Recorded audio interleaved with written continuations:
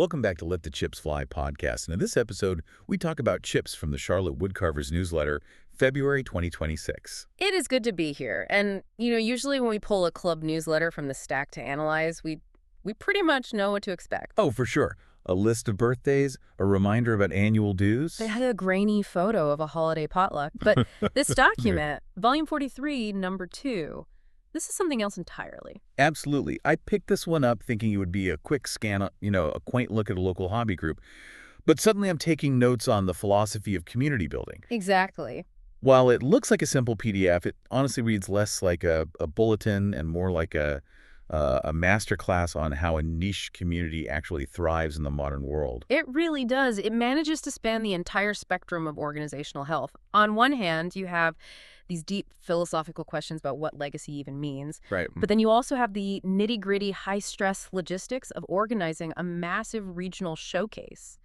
And the resilience. We cannot forget the resilience. We're going to talk about a group of people so dedicated to their craft, they drove into the blizzard of 2026 just to carve some wood. The blizzard of 2026. I still can't believe that story. We will definitely get to the specifics of that because it says so much about their culture. So we have a packed agenda today. We're going to unpack the club president's unique take on success, which I think any CEO or community leader should hear. We'll take a look back at the founder, Lee Dukes, to understand the DNA of this group.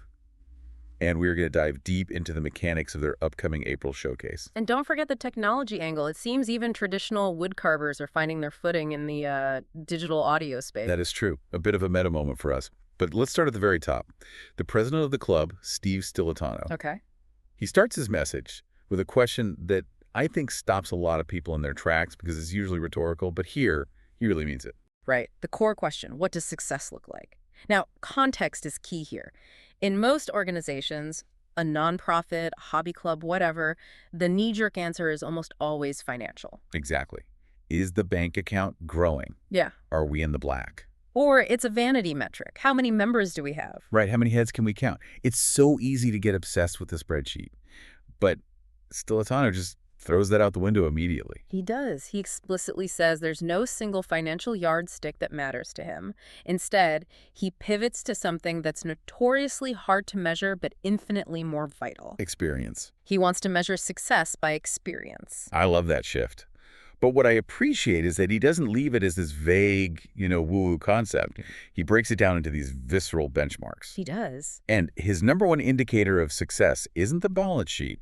It's the atmosphere of the room. Specifically, the jam-packed room. Yes. He says when they have to pull out extra tables just to find places for everyone to sit and carve on a Tuesday, that is success. Let's just analyze that for a second. Why is a crowded room a better metric than a roster list? Okay. Because a roster lists people who paid. A crowded room lists people who show up.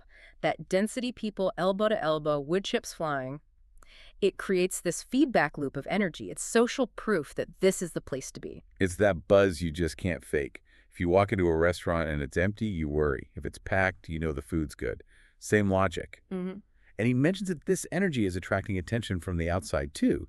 He brings up Woodcraft, the local business. This is a crucial detail. Woodcraft reached out to the club to get a demonstrator. They specifically asked for Paul DeRosier, a master of chip carving.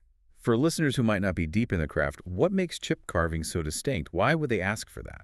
Well, chip carving is a style that's very geometric. It's usually done with just a few specialized knives, removing small chips of wood to create these intricate patterns. Rosettes, triangles, things like that? Exactly. It requires immense precision. Yeah. So for a business like Woodcraft to request a specific expert from the club, that shows a huge level of respect for the talent there. It completely reverses the usual dynamic. Usually, it's the clubs begging businesses for sponsorship. Here, the business sees the club as the center of excellence. Precisely. And that excellence is being exported. Stilitano lists community outreach as another benchmark. He mentions demonstrating soap carving to families in Gaston County. Soap carving? I haven't thought about that since I was a kid. But it makes so much sense as an entry point. It's the perfect pipeline. Wood is hard, it requires sharp tools, hand strength. Soap is soft, it's forgiving, it's safe. If you can get a kid hooked on that subtractive process, the joy of revealing a shape using soap, you have a future wood carver. So they're building the pipeline. And speaking of pipelines, he gives a shout out to Neil McGuire regarding their digital footprint. Yeah. Apparently, new carvers are showing up from out of town specifically because they found the club online. That is the modern reality. You just can't rely on word of mouth alone anymore. If you want new blood, you have to be searchable. And the final piece of this success puzzle, and this is the one that really signals organizational health, is volunteerism. The absence of the awkward pause. Yes. Stilitano notes that when he mentions upcoming events, people are raising their hands immediately. We've all been in those meetings where a leader asks for help and everyone suddenly finds their shoes very interesting. The dreaded volunteer silence. It's painful. But here, hands go up. That means the members feel ownership. They aren't just consumers of the club experience, they are co-creators of it. So the takeaway from the president's message is really, if you prioritize that jam-packed experience, the participation, then the sustainability just sort of takes care of itself. Exactly. You chase the energy, not the dollar. But as we know, you don't get that kind of deep culture overnight. It takes decades. Which brings us to Lee Dukes. Yes, the article, Who is Lee Dukes? It's a touching tribute, but also a necessary history lesson. He passed away in 2011 at age 92. Right, so for a lot of the newer members, he might just be a name on an award. Which is a common problem in long-running organizations. The founders can become myths. But this article really grounds him. It takes us back to 1982. Lee Dukes gets together with fewer than a dozen carvers. A dozen. That is such a humble beginning. And look at the trajectory. From those 12 people to nearly 150 members 44 years later, that's not explosive viral growth. That's steady, compounded organic growth. And that only happens because the foundational philosophy was sound. And what was that philosophy? Because the newsletter makes a point to contrast it with how some other art circles operate. It was deceptively simple. Wood carving should be learned, practiced, and enjoyed in the community. The newsletter mentions he set a tone of learning over competition. And craftsmanship over ego. Yes. And I feel like that is the hardest thing to achieve in creative groups. There's always that tendency to hoard secrets or, show off. Look how much better I am than you. Right. And Lee Dukes seemed to actively work against that. He was a teacher known for patience. The text says he believed carving was about thoughtful decisions and steady practice. By sharing knowledge freely, he made the club a safe place to be a beginner. That psychological safety is key. If you walk into a room of experts and feel judged, you never come back. If you feel helped, you stay for 40 years. And for those who want to see that evolution, the newsletter mentions an incredible resource. Every newsletter from 1982 to the present is archived on their website. I might actually go look at those. It would be fascinating to see the shift in tone or even just the technology from, typewriters to PDFs. It's a primary source goldmine for anyone interested in the history of American hobbies. But speaking of the present, let's talk about the What We Doing section. This is where we see that community philosophy in action in 2026. And we have to talk about the weather. We have to. The blizzard of 2026. Mm-hmm. So just to set the scene, January 19th, they have a great meeting. Visitors from Connecticut are there, ironically trying to escape the cold. Oh, the irony. And then a few days later, January 24th, the forecast is apocalyptic. And yet, Rod Gatlin is scheduled to teach a face carving class. Now, logically, when a blizzard hits, especially in the Carolinas, the world shuts down. Right.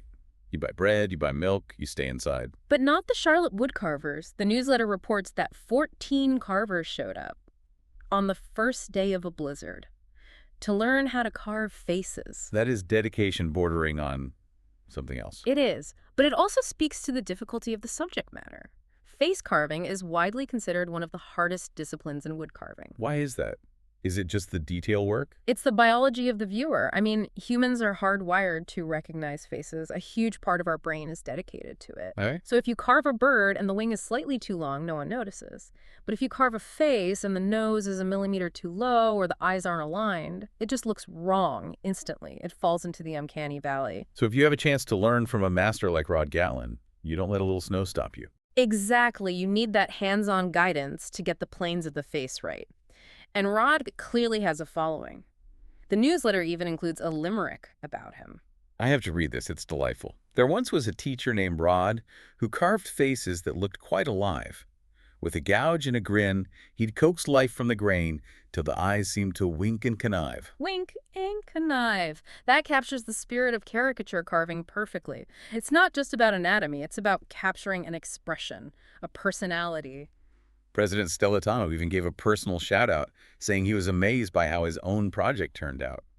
He said his wife, who is apparently a tough critic, actually said it was pretty good. Listen, high praise from the spouse is the ultimate validation. We all have hobbies where we make things that, well, let's just say they don't leave the garage. Oh, for sure. If it gets the tough critic's approval, that's a win. Absolutely. But looking ahead, all this practice, the Tuesday meetups, the Blizzard classes, it's all leading up to the Super Bowl of the woodcarving year, the 43rd Showcase of Woodcarvings.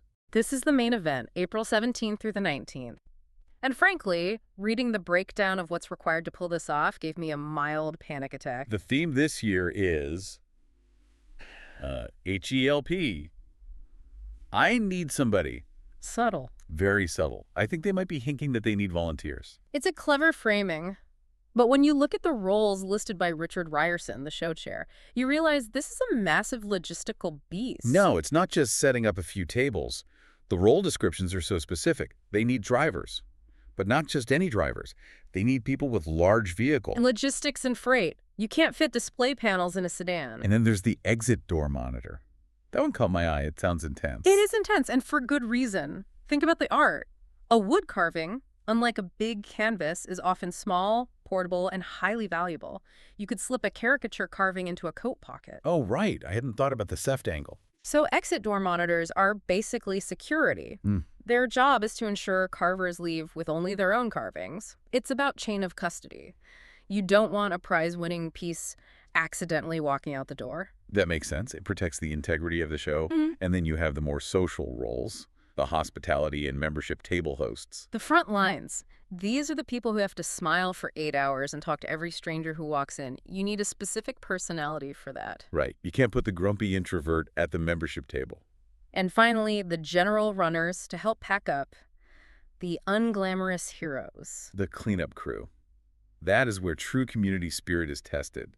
The show is over, the adrenaline is gone, everyone's tired. Do you stay and fold chairs? That's the real test. But a show isn't just members and tables, it's also about the vendors. There's a great article by Jerry Clark called A Cut Above. Right. He really emphasizes that the vendors at a show like this are different from walking into a big box hardware store. He calls them masterclass moments. Exactly. When you buy a tool from a specialized vendor like the carving glove guy or Helvey knives, you're not just buying a product. You are buying expertise. Wait, the carving glove guy?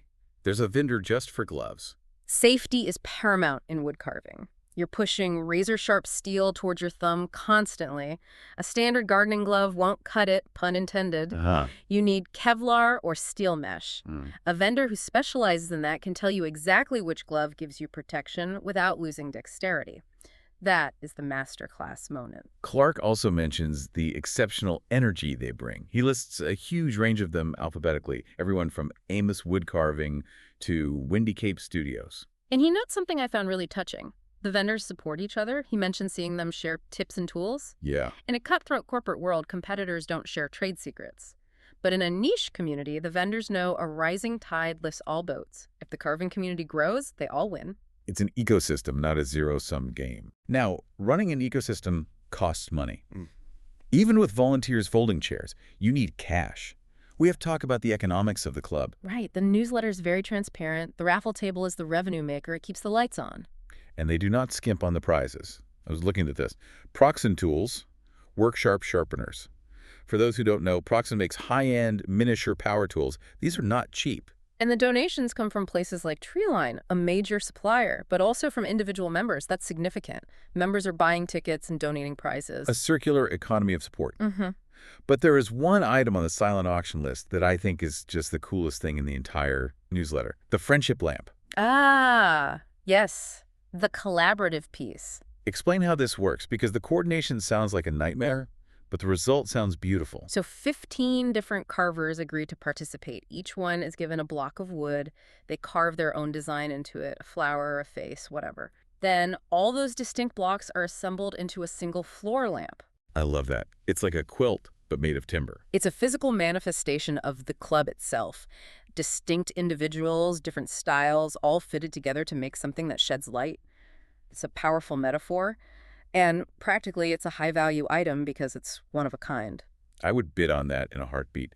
Now, before we wrap up, we touched on this earlier, but we have to mention the year in review and the modernization of the club. The tech update. They have launched a podcast channel on Spotify. Which is fantastic. Podcasting is a storytelling medium, and woodcarvers are storytellers, but I have to laugh at the description in the newsletter. It's so mysterious. Yeah. It says the podcast is 32 minutes long and narrated by a woman and man, both nameless. It sounds like the intro to a spy thriller. Two nameless agents discuss gouges. But jokes aside, they credit Mike Lennon for being the technology resource. It's so important to have that person who can drag a traditional club into the audio age. Absolutely. It expands their reach. Yeah. But looking at the year in review graphic, the stats that impressed me most weren't the digital ones, they were the charitable ones. The owls. The owls. The club members carved and gifted nearly 400 wooden owls to children in the hospital. 400. That is hours and hours of work given away for free. And they collected 186 pounds of food for food banks. This brings us full circle to the definition of success. Success isn't just the carving, it's what the carving does. It comforts a sick child. It feeds a hungry neighbor. It really is a holistic view of what a hobby group can be. It balances that solitary, focused craftsmanship, the wink and connive of a face carving, with this robust, outward-facing service. If we zoom out and look at this newsletter as a whole, that is the pattern. You have the intense focus of the Blizzard class balanced against the chaotic logistics of the showcase.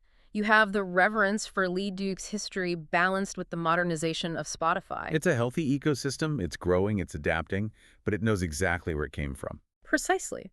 It's a model that a lot of other organizations could learn from. So for anyone listening who is inspired to pick up a knife, or maybe just wants to see this jam-packed room for themselves, here are the details. The carving schedule is robust. You can join them on Tuesdays at the Cathcart Center from 9 a.m. all the way to 6 p.m. The motto is, come when you can, leave when you must. I like that flexibility. They're also at the Bazemore Active Adult Center on Fridays from 9 to 12. And for the working folks, they have the fourth Saturday of the month at the Cathcart Center from 9 a.m. to noon. Plenty of opportunities to get involved, no excuses. Absolutely. Well, this has been a surprisingly detailed journey into the world of wood chips, blizzards, and community building. It really has.